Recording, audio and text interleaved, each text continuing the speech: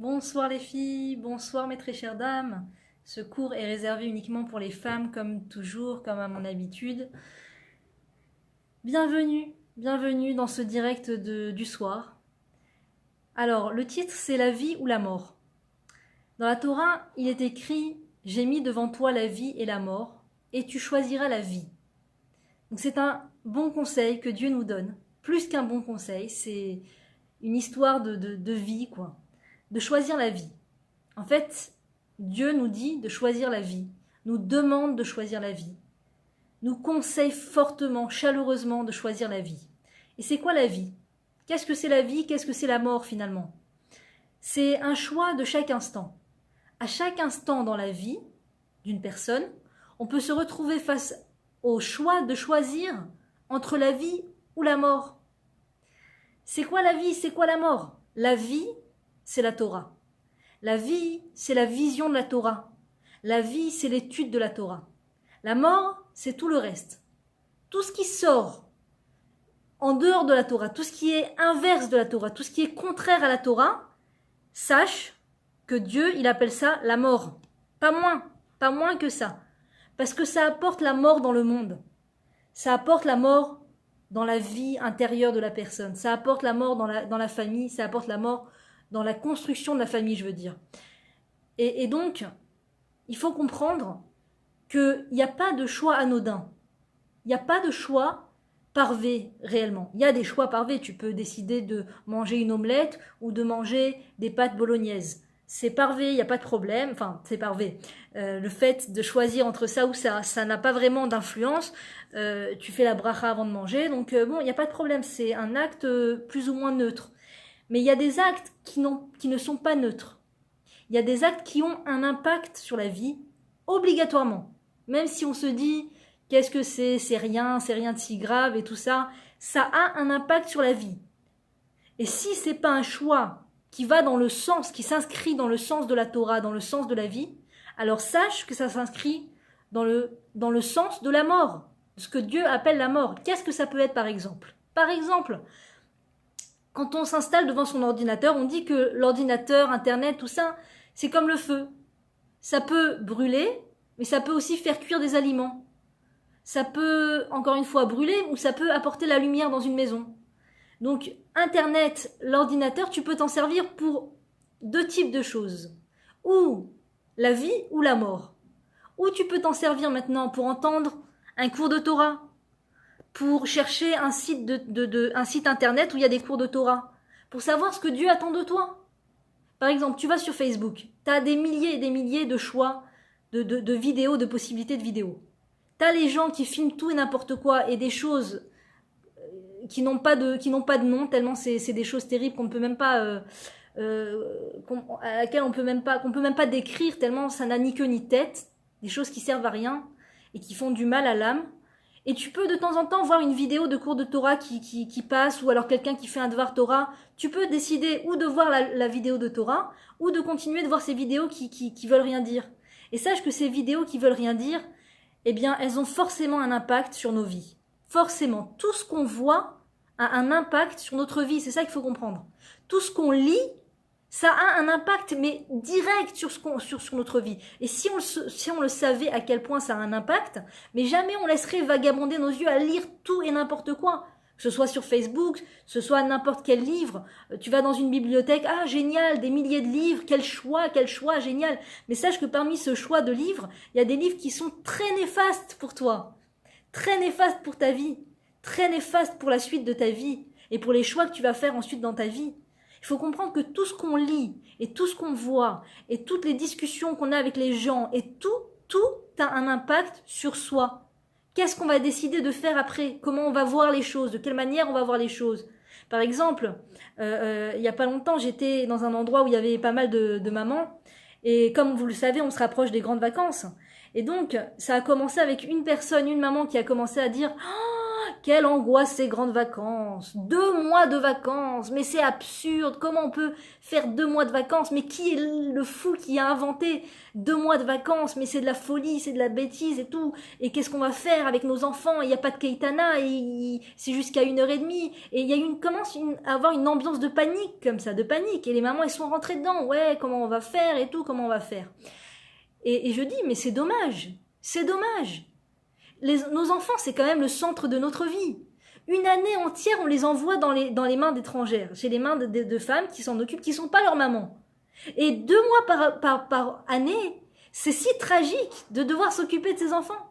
Enfin arrive le moment où on va pouvoir les connaître vraiment. Enfin arrive le moment où on va pouvoir passer des moments vraiment de famille ensemble.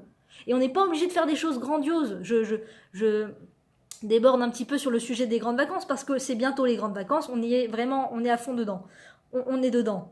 Merci beaucoup, ça fait hyper plaisir, Nathalie, de Folie c'est court, j'adore, très profond, et hyper gentil, ça encourage. Donc, pourquoi voir les choses de cette manière? Encore une fois, qu'est-ce qu'on lit, qu'est-ce qu'on voit, avec qui on parle, qu'est-ce qu'on écoute? Est-ce qu'on voit tout ce qui défile sur Facebook? Est-ce qu'on lit tout ce qui défile sur Facebook? C'est mauvais, c'est mauvais. Une personne qui voit du sang du matin au soir. Si c'est quelqu'un qui est chirurgien esthétique, c'est bien.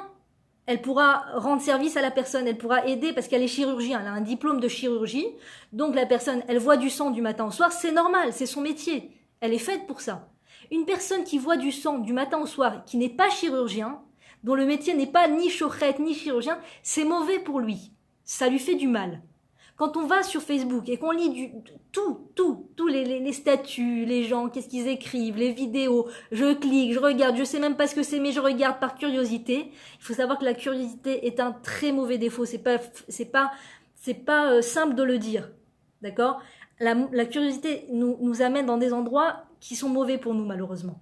Donc il faut se retenir, faire attention de ne pas être trop curieux et de lire tout et n'importe quoi. Il faut comprendre que tous ces statuts, toutes ces histoires, toutes ces vidéos, elles ont un impact sur nous. Et si par exemple on lit sans cesse et on écoute sans cesse la vie des mamans qui ont peur des grandes vacances, qui s'inquiètent de ce moment des grandes vacances parce qu'elles ont peur de la rencontre avec leurs enfants, je dis c'est problématique. On n'est pas censé être dans cet état d'esprit. Une maman est censée être contente de passer des moments avec ses enfants. Alors oui, c'est vrai que si on se met la barre trop haut, ça paraît effrayant. Qu'est-ce que je vais faire pendant 2 mois? Comment je vais les occuper? Rien que de dire ça, ça met la boule au ventre. Je reconnais. Et c'est vrai que quand on travaille, qu'on a un travail avec des horaires importants, c'est vrai que c'est difficile de se libérer. Mais la question à se poser est quelle est la priorité dans ma vie? Quelle est la priorité dans ma vie? Est-ce que je vais faire de ce moment des grandes vacances un stress ou est-ce que je vais faire de ce moment un moment de rencontre? Et il faut savoir que les enfants n'ont pas besoin de choses grandioses. La simple rencontre avec leur maman est pour eux génialissime. Même s'ils donnent un sentiment des fois d'être un petit peu de s'ennuyer. J'aime pas le mot ennuyer parce que c'est un mot qu'il faut pas faire entrer dans la maison. C'est important de pas utiliser le mot ennuyer. Si les enfants le disent d'eux-mêmes, c'est pas la peine de les reprendre.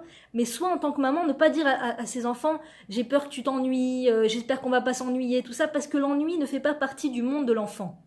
L'enfant est un explorateur en herbe et tout est nouveau pour lui. Et donc il peut passer des heures avec des petites choses, des rien du tout, ne serait-ce que sa maman est là. Même s'il y a des moments où il va être un petit peu en crise, un petit peu énervé, tout ça, ça veut pas dire qu'il est pas content. C'est le plus heureux du monde, c'est le roi du monde. C'est le roi du monde, c'est les vacances, il est avec sa maman, il n'y a rien de plus beau pour lui. Donc on n'est pas obligé de faire des choses très très grandioses et tous les soirs sortir et tous les jours faire quelque chose de nouveau et acheter beaucoup de matériel et acheter beaucoup de choses. Acheter du matériel, c'est super parce que vraiment ça les occupe, c'est génial. Mais ça doit pas être un stress. Ça doit pas être un stress, ça doit être un kiff. Les vacances, les grandes vacances, c'est un kiff. C'est un kiff, qu'on se le dise. Mesdames, faites passer le message autour de vous. Alors oui, je sais, quand on travaille, c'est difficile et tout. Mais peut-être, je sais pas, essayez de demander au directeur, peut-être, qui nous permettent de pouvoir moins travailler. Et peut-être que vous verrez la bracha justement dans la parnassa de votre mari, si vous vous occupez de vos enfants peut-être. J'ai entendu beaucoup de témoignages de femmes qui ont pris moins de temps de travail et qui ont vu la bracha de parnassa de leur mari évoluer et s'améliorer. Donc peut-être se lancer à l'eau et demander au patron s'il peut vous donner des horaires plus souples et plus flexibles pendant les vacances, que vous puissiez profiter de ce moment magnifique avec les enfants.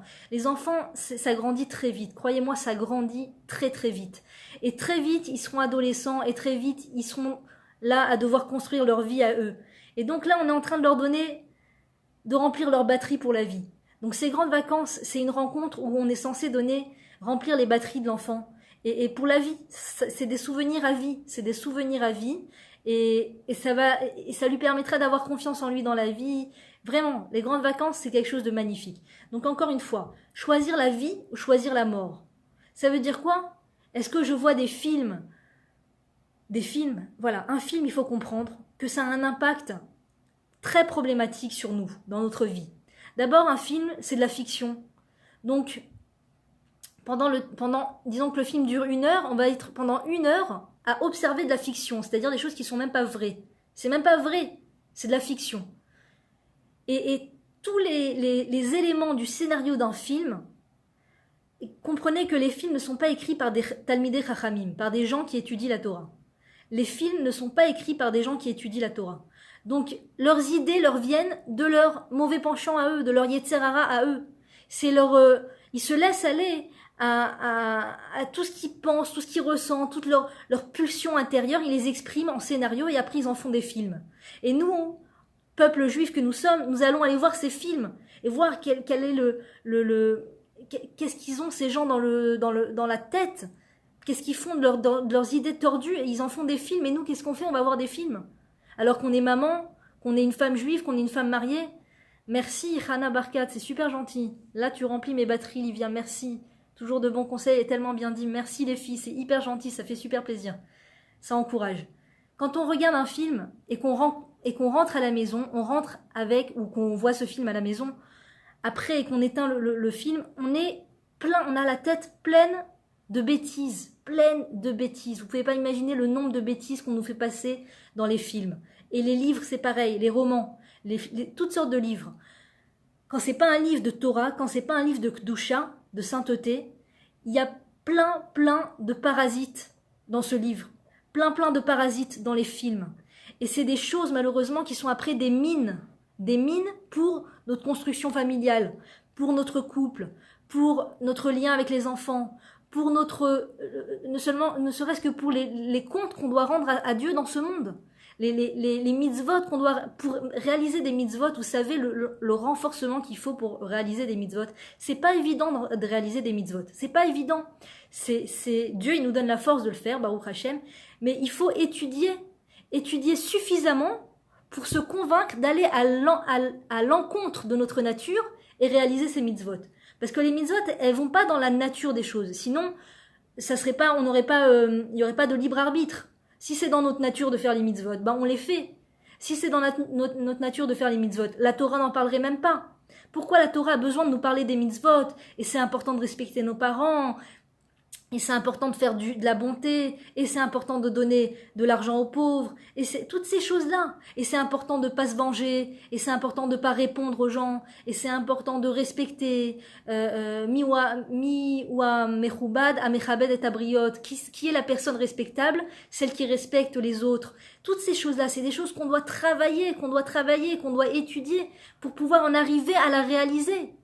Pour pouvoir prendre de ton argent maintenant, tu as l'impression en tout cas que c'est ton argent, et le mettre dans la tzedaka pour quelqu'un d'autre. C'est pas toi qui vas en profiter, c'est quelqu'un d'autre. Pour faire un acte pareil, il faut quand même un renforcement quand même important en crainte du ciel, en compréhension que Dieu voit tous mes actes, et que tous mes actes sont inscrits dans le livre de la vie, et que tous mes actes ont une influence extraordinaire dans ce monde. Et il faut se renforcer beaucoup. Eh bien, il faut comprendre que le film, quand on va voir un film, quand on va lire un livre qui n'est pas un livre de Torah, c'est tout le contraire de ça. Ça va aller atrophier tous nos muscles de sainteté.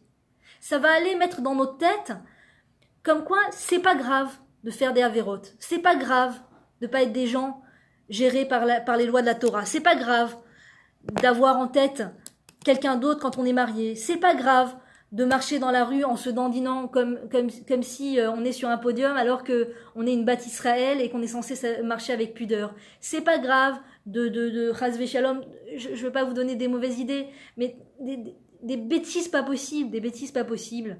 On nous fait passer des choses terribles dans les films et dans les livres. Alors bien sûr, c'est très, très aguicheur, très croustillant. Ça donne envie, la musique, le résumé du film, le poster du film, la bande-annonce, tout ça, ça donne envie, ça donne envie, ça donne envie. Mais sachez que quand on regarde un film, on n'a pas moins choisi la mort. On a choisi la mort. Quand on choisit pas la vie, quand Dieu il nous dit « Je mets devant toi la vie et la mort », pas l'entre-deux. Il n'y a pas des choses entre deux. Il n'y a pas des choses, c'est un mélange des deux. Tu peux choisir ou le mélange, ou la vie, ou la mort. Non, il n'y a que la vie et il n'y a que la mort. Et tu choisiras la vie. Quand on voit un film, c'est pas la vie. C'est pas la Torah, c'est pas la vie. C'est la mort. Les films, c'est la mort. Les livres qui ne sont pas écrits par des gens qui ont la crainte du ciel, c'est la mort. C'est la mort. Même si des fois les gens se disent religieux. J'ai entendu parler d'un livre de quelqu'un qui a le statut d'une personne religieuse et que Dieu préserve. La photo du livre, c'est qu'il embrasse un ennemi du peuple juif. Un ennemi du peuple juif. Et la personne se dit religieuse, donc la personne n'a pas la crainte du ciel. Quand les personnes n'ont pas la crainte du ciel, si on lit leurs livres, on s'imprègne de leur manque de crainte du ciel. Quand on voit leurs films, on s'imprègne de leur manque de crainte du ciel. On s'imprègne de leur athéisme. Quand on regarde un film, même si on est une personne croyante, quand on regarde un film qui a été réalisé par une personne qui n'est pas croyante, eh bien, quelque part, on s'imprègne de sa non-croyance. On s'imprègne de sa non-croyance. On croit moins en Dieu quand on regarde un film. On croit moins en Dieu quand on lit des livres qui ne sont pas bons pour nous. Et donc, eh bien, la seule source pour laquelle il faut choisir de se connecter à cette source, comme on connecterait un téléphone à sa batterie et non pas à une batterie qui n'a rien à voir avec ce téléphone et qui pourrait casser, endommager le téléphone. On va se connecter à la bonne batterie qui est la Torah, à la bonne batterie qui sont les cours de Torah. Et ça, c'est ça le libre arbitre. Aujourd'hui, c'est devenu très, très difficile de regarder un cours de Torah jusqu'au bout.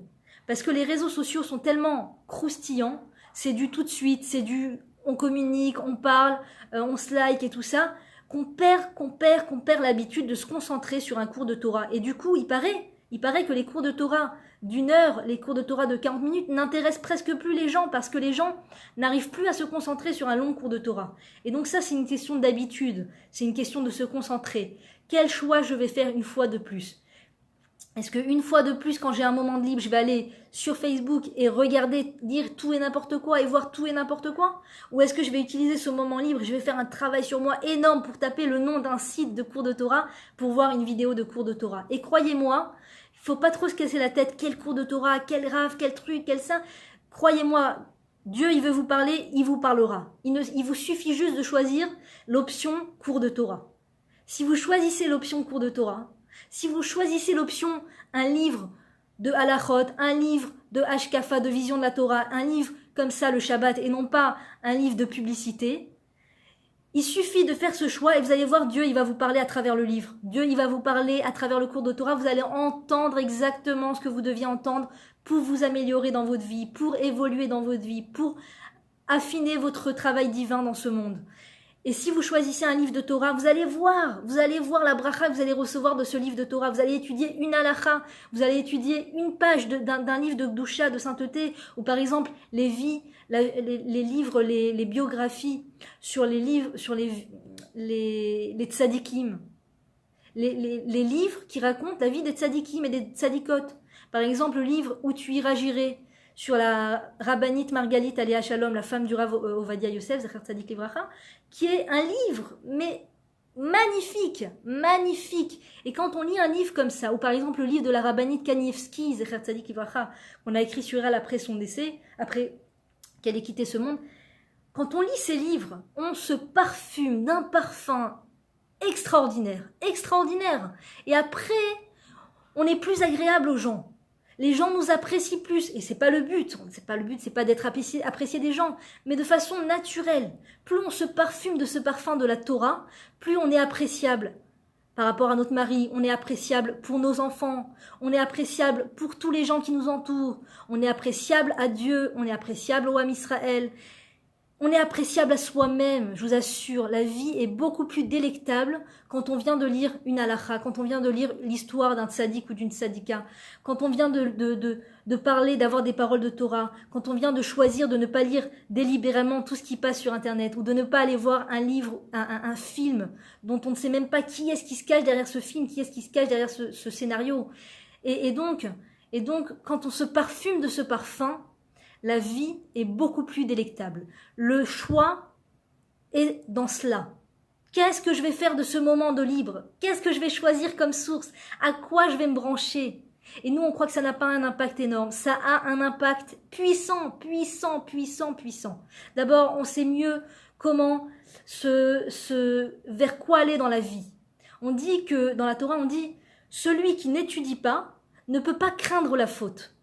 Si tu n'étudies pas la Torah, c'est bien que la mitzvah est sur l'homme, la mitzvah d'étudier la Torah, c'est sur l'homme. Une maman qui s'occupe de ses enfants n'a pas la mitzvah d'étudier un cours de Torah. Aosek be mitzvah patur mina mitzvot. Celui qui s'occupe d'une mitzvah, il est exempté des autres mitzvot.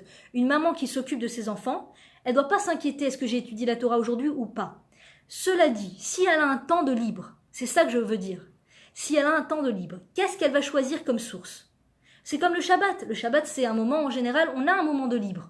Même si on va servir, on va laver, on va faire des choses, mais il y a un moment de libre où on va un moment s'asseoir et lire quelque chose. Qu'est-ce que je vais lire?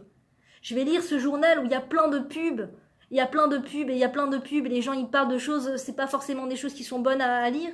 Ou est-ce que je vais prendre ce livre que j'ai dans ma bibliothèque qui est un petit peu poussiéreux parce que j'avoue que je l'ai pas sorti depuis un petit moment, où il y a des halakhot que je connais pas encore, ou alors, je sais pas, c'est l'histoire. Ce que notre cœur nous dit d'étudier. Dans l'étude, il faut aller vers ce que notre cœur nous pousse à étudier. Par la personne qui nous donne envie d'étudier. Alors, ça veut dire, si on n'a pas vraiment le cœur à étudier une halakha, alors on peut lire l'histoire de quelqu'un, d'un tzaddik, d'une tzadika, etc. Des fois, même les livres pour enfants, ils font des livres en Eretz Israël, je sais pas en France, mais en Eretz Israël.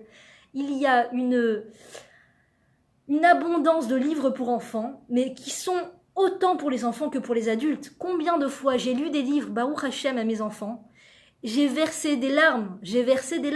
Un livre, c'est des livres en hébreu, mais qui sont faciles à lire. Et il y a des bibliothèques entières de livres pour enfants extraordinaires. Il y a des livres, entre parenthèses, je veux dire que les livres de Chaim Walder, apparemment, ne sont pas bons à lire pour les enfants. Donc ça, c'est une petite parenthèse qui me revient.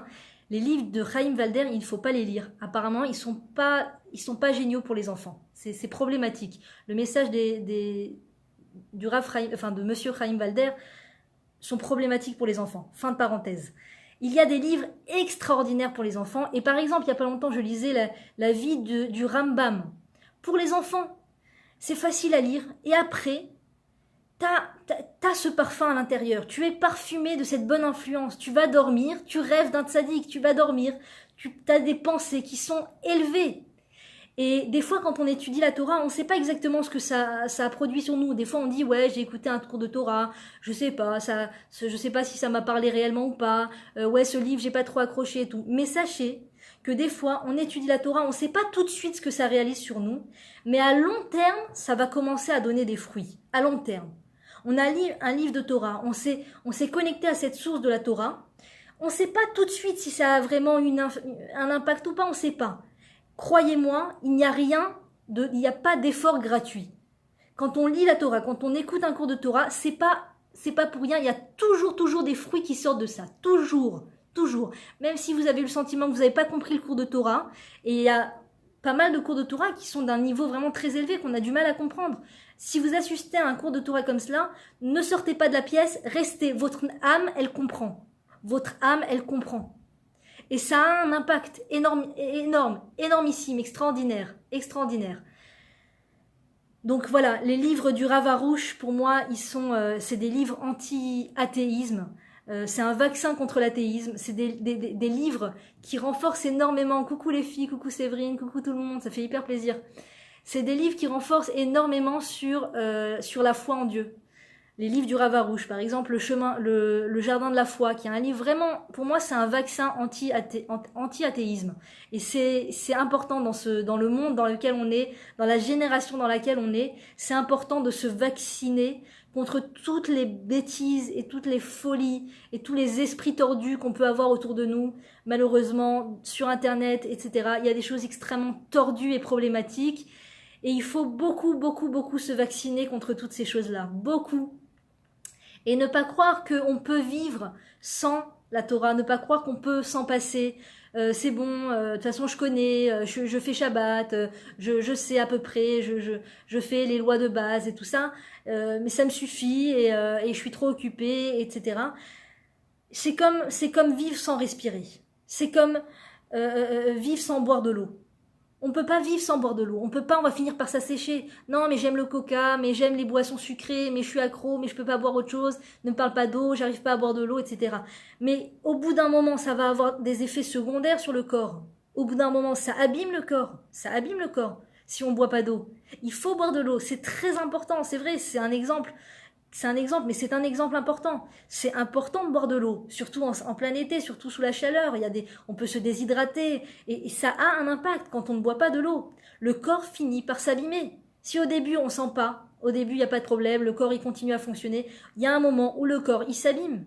Et si nous, au niveau de notre esprit, on a l'impression que les films n'ont pas d'impact sur nous négatif, c'est bon, je sais qui je suis, et c'est bon, je crois pas en tout ce que je lis, mais je me laisse pas influencer. Mais c'est des bêtises. Ça influence, forcément, forcément, forcément. Ça finit par donner des fruits ou des orties. Voilà, c'est ça. Si tu choisis la vie, tu vas avoir des fruits, des beaux fruits, des fruits magnifiques. Si tu choisis la mort, que Dieu préserve, c'est malheureusement les orties qui vont faire leur apparition au bout d'un moment. Ça peut être des colères, des énervements, de la rancœur, de la haine, toutes ces choses-là. La Torah, elle nous protège contre toutes ces voies tortueuses de l'esprit et du cœur. La Torah, c'est une antidote contre toutes ces choses-là. Les gens, ils savent plus vers qui se tourner. Combien de messages les gens, ils écrivent. Est-ce que vous connaissez un bon thérapeute? Est-ce que vous connaissez un bon... par quelle thérapie passer, etc. Les gens, ils se tournent vers les médicaments et tout. Et en vérité, la Torah, c'est l'antidote de tout. Il y a tout qui est inclus dans la Torah. Akol kalul batorah. Tout est inclus dans la Torah. Dieu, il te demande juste une chose. Montre-moi que tu as envie. Montre-moi.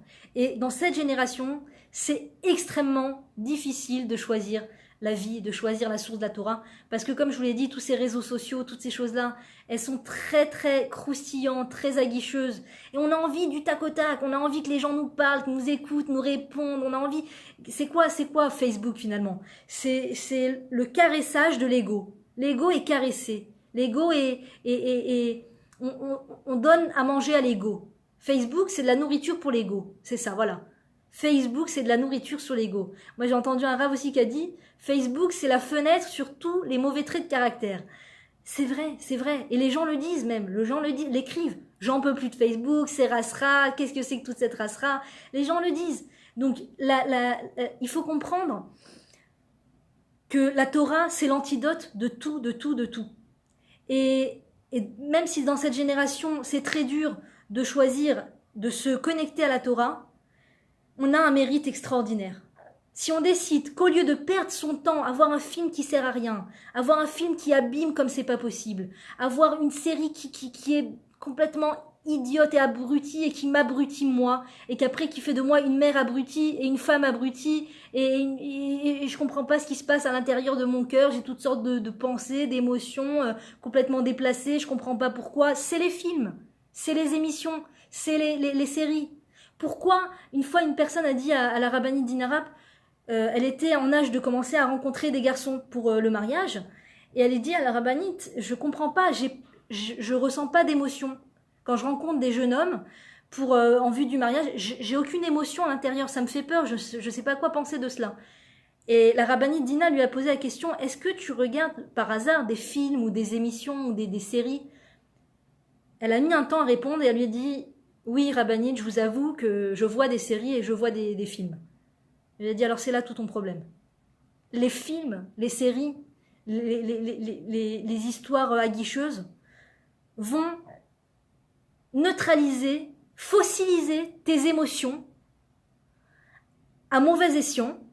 Et après, quand c'est le moment d'avoir des émotions, c'est la bar mitzvah de ton fils a fait quelque chose d'extraordinaire, tes enfants ont fait quelque chose d'extraordinaire, il y a un moment d'émotion réelle, vraie, entre toi et ton mari, entre toi et tes enfants, pour le peuple juif, il y a un moment d'émotion, et on est vidé de ces émotions, on ne sait pas pourquoi, on ressent plus rien, on est vidé, on est vide, on est plat, on ne sait pas pourquoi. Pourquoi je ressens plus les émotions? Je sais pas, là je devrais pleurer avec mon enfant qui vient de passer quelque chose de fantastique, je devrais être avec lui dans la joie, pourquoi je ressens rien? Où sont mes émotions?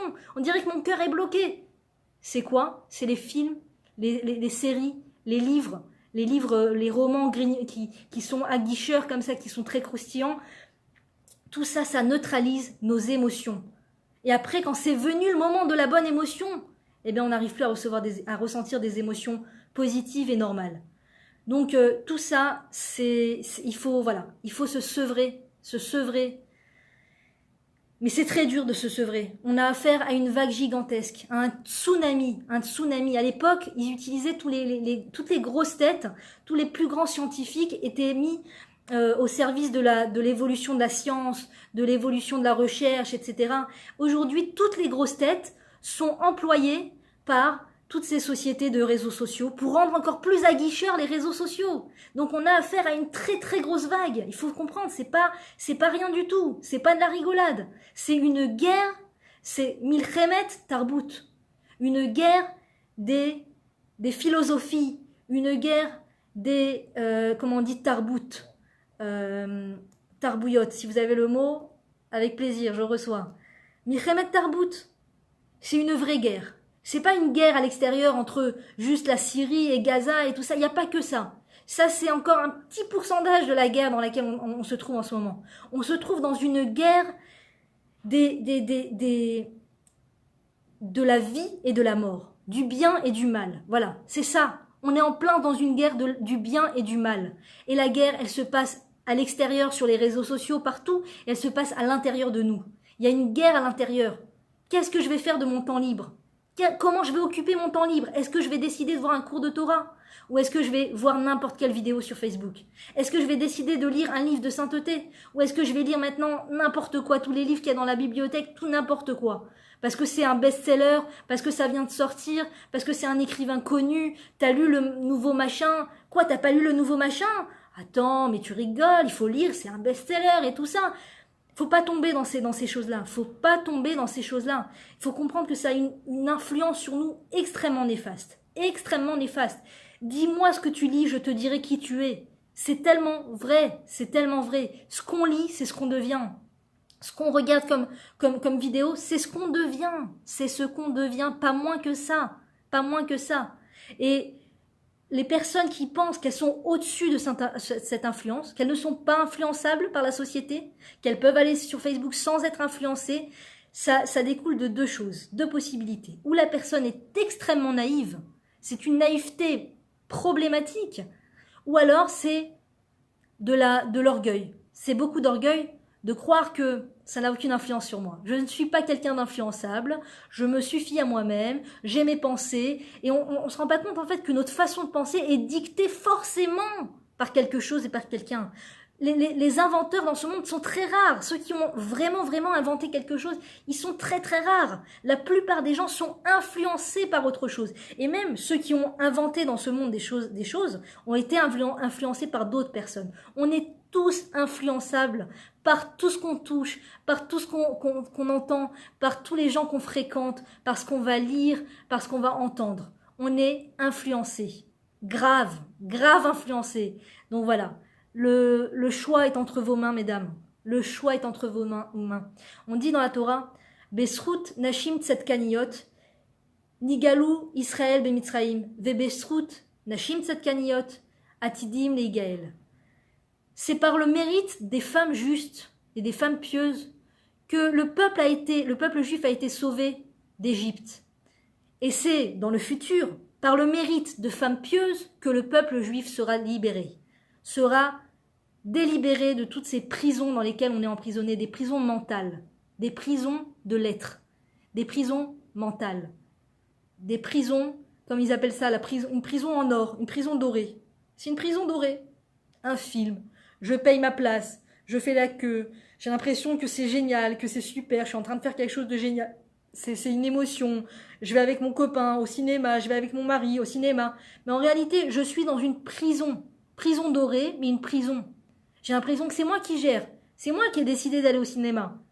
Mais je suis emprisonnée dans le fait que je crois que ça va m'apporter mon bonheur. Je crois que ça va m'apporter quelque chose dans la vie. Je crois que ça va me faire avancer dans la vie. Alors qu'en vérité, ça va encore plus m'emprisonner. Ça va me rendre encore plus peureuse. Ça fait rentrer des paranos dans la tête. Il faut savoir aussi.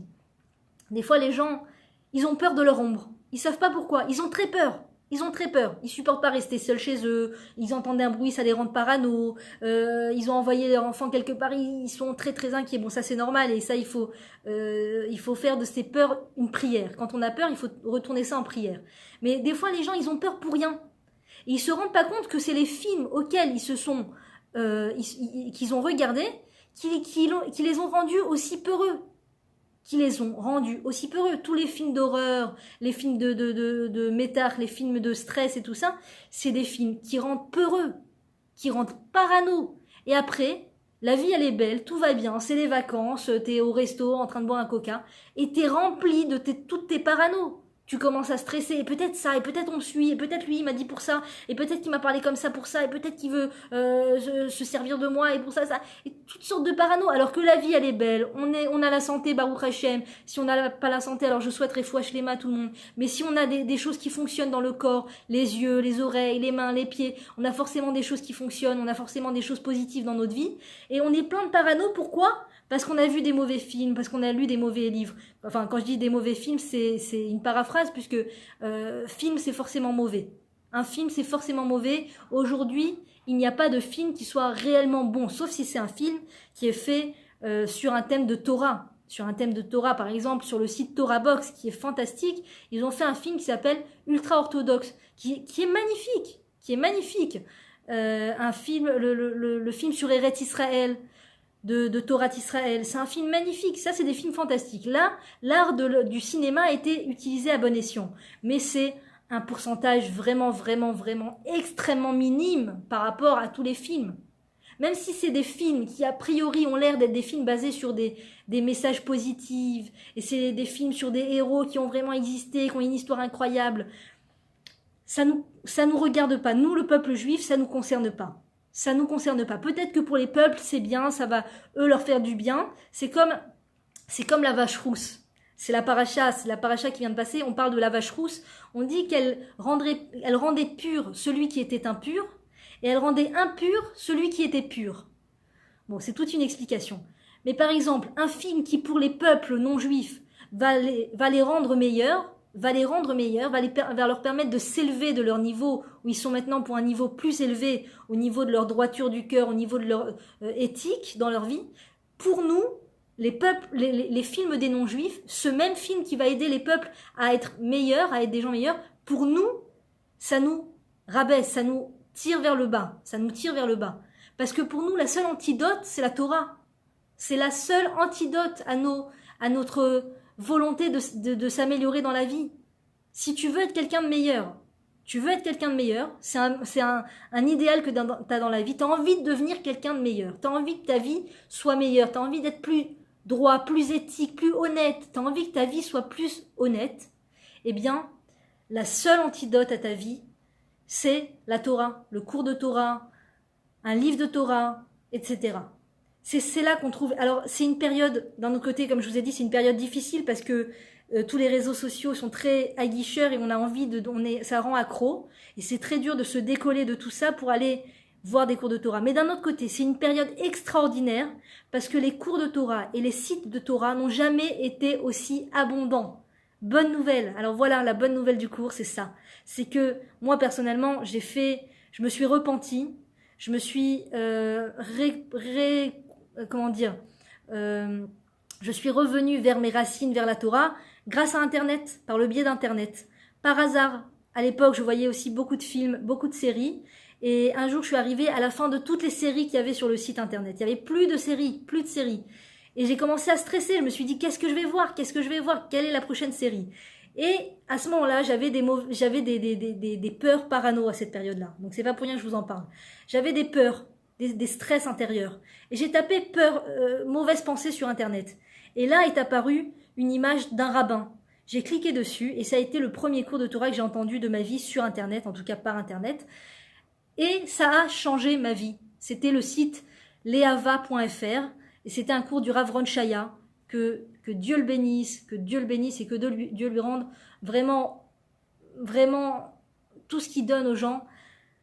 Le site leava.fr, un site extraordinaire. Donc moi, ça m'a permis de faire tchouva, ça m'a permis de complètement changer à 360 degrés ma vie et ma façon d'être, ma façon de penser.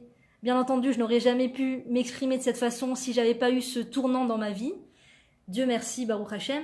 Et donc, c'est ça en fait. C'est ça. C'est une période extraordinaire. Il y a énormément de cours de Torah. Le Rav Ben Shetrit, le site du Rav Ben Shetrit, qui est un Rav extraordinaire, qui est très très très drôle et qui est très fort, qui renforce énormément. Le site de la rabbinite Myriam Metoudi, le site de taper Torah sur Internet, vous allez voir, c'est plein de sites Internet, c'est plein de cours. Et vous allez voir, c'est fantastique, c'est fantastique. Donc voilà, je vous souhaite, mesdames, d'utiliser vos temps de libre, votre libre arbitre, pour vous connecter à la source de la vie, à la source de la Torah, et de devenir quelqu'un de meilleur, et de voir votre vie évoluer. Et pas seulement votre vie, même, je vais vous dire, c'est ça qui est extraordinaire quand on fait tchouva, quand on se repentit, c'est que tout ce qui va pas dans notre vie, tout ce qui est tordu, tout ce qui va pas, les problèmes de santé, les problèmes de relationnel, les gens autour de nous qui nous insupportent, les conflits, tout ce qui ne va pas, tout ce qui ne va pas, les mal-être intérieurs, tout ce qui va pas, vous allez voir, quand on se repentit, tout évolue. Mais d'une manière qu'on ne peut même pas imaginer, qu'on ne pouvait même pas imaginer. À partir du moment où on se repentit, la tchouva, Dieu, il voit notre repentance, il change toutes les donnes de notre vie. Il éloigne les gens qui sont problématiques. Il nous fait nous changer et devenir quelqu'un d'autre. La santé nous revient, je vous assure. Moi, j'en témoigne personnellement. Je peux pas raconter chaque chose et chaque détail de ma vie depuis que je me suis repentie parce que je préfère les garder pour moi parce que je sais pas si ça va avoir je sais pas si j'ai le droit d'en parler, je sais pas. Mais en tout cas, tout ce que je vous dis, c'est vécu. C'est du vécu, je l'ai vécu dans ma chair, la Torah nous le dit, mais aussi je l'ai vécu dans ma chair. Et vraiment, j'en témoigne. Et voilà, donc le repentir, ça fait que toutes les donnes de notre vie vont évoluer et vont changer. Tout évolue, tout change. Même une maladie que le médecin a dit, y a rien à faire, c'est comme ça. Moi, par exemple, voilà, je vais pas vous dire précisément, mais moi, par exemple, j'avais quelque chose, j'avais une maladie, que ça faisait des années, et ça me posait des gros problèmes dans ma vie. Des gros problèmes. Et ça faisait des années que j'avais ce truc-là, et donc je pensais qu'on ne pouvait pas s'en sortir. J'ai été voir plusieurs spécialistes, et personne n'a su m'aider. Il y a même des spécialistes qui m'ont encore plus enfoncé dans ce truc, dans cette maladie. Je ne sais pas comment vous expliquer, c'était comme ça. Et une fois que je me suis repentie, je suis retournée chez un des mêmes spécialistes que j'avais vu auparavant, et il a pu me guérir. Après que j'ai fait tchouva. Et après, j'ai entendu qu'une personne avait exactement ce symptôme aussi. Pendant 15 ans, elle a eu ce même symptôme. Et ça lui a tellement posé problème qu'elle a dû, que Dieu préserve, se séparer de son mari. Et Baruch Hashem, moi j'ai fait tchouva. Non seulement, Baruch Hashem, la maladie a été soignée, la maladie est partie. Et Baruch Hashem, c'est extraordinaire. Donc même au niveau des maladies, il n'y a rien qui arrive sans rien. Tout ce qui nous arrive dans notre vie, c'est un mail de la part de Dieu pour nous permettre de faire tchouva, nous permettre de repentir. Toutes les choses désagréables, toutes les complications, toutes les choses décevantes, tout ce qui nous met des palpitations au cœur dans le sens que ça nous fait pas kiffer, eh bien c'est là juste comme un mail pour nous dire « Ma fille, fais tchouva. Remonte sur les bons rails. Remonte sur les bons rails. Dieu, il t'aime tellement. Dieu, il nous aime tellement, tellement, tellement. Il peut pas supporter qu'on soit pas sur les bons rails. Ça lui fait mal au cœur. Dieu, il est pas en colère contre nous. Il est jamais en colère contre nous. Même quand on fait des erreurs, même quand on fait des fautes, même quand on fait des très grosses fautes. Je vais vous dire pourquoi. Dans la Torah, il est écrit que même quand les béné Israël ont fait des grosses fautes, Dieu a continué de les appeler mes fils. Banaï, mes fils. Dieu, il en veut pas à ses enfants. Il n'est pas énervé contre ses enfants. Il a de la peine pour ses enfants. Il veut le meilleur pour ses enfants. Il sait que la Torah, c'est l'antidote pour ses enfants. Et il ne peut pas supporter quand il voit que son enfant est tourmenté et est empli de toutes mauvaises influences, de toutes ces mauvaises influences qui n'ont rien à voir avec la Torah, tous ces films, tous ces journaux, tous ces livres, tous ces magazines, la presse, les médias qui sont pleins de médisance, qui est un interdit très grave de la Torah et qui nous imprègne de mauvais traits de caractère. Dieu, il veut notre bien. Voilà, mesdames, Be'atzlacha, partagez un maximum. Je vous aime très fort et à très bientôt.